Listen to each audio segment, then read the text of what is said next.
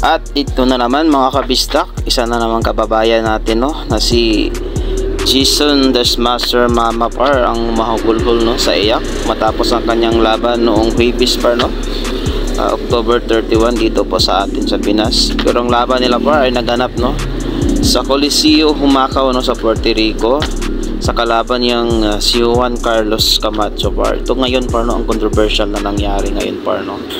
Naka black shirt po ang ating kababayan dyan par no, si Jason Desmaster Mamapar.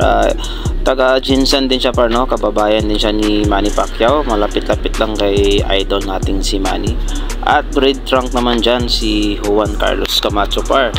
At si Jason par ay mayroong record na 20 wins, 2 talo at saka 10 dyan par ay panalo niya via knockout mo sa kanyang kalaban. At si Juan Carlos naman Camacho par ay meron ding record na 18 wins at saka 1 loss.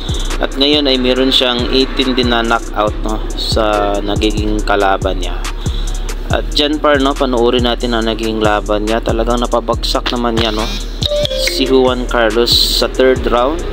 At nasundan pa par noong 9th round no, talagang solido naman ang nagiging suntok na naitama niya no, kaya nga binilangan siya sa referee.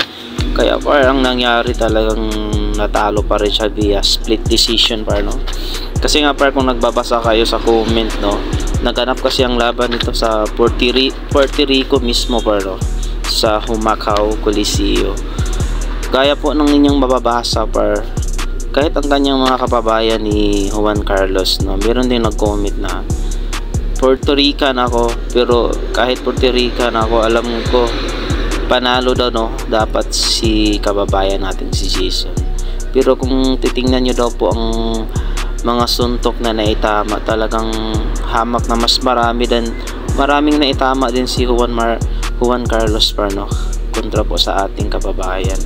Ang ating kababayan par ay sumusuntok naman, pero hindi talagang brutal no, o talagang dapat talaga sana minamassacre na niya no nung naitumba niya. Kaso hindi na sinundan ng matitinding suntok para sana no, tulog na tulog talaga ang kanyang kalaban.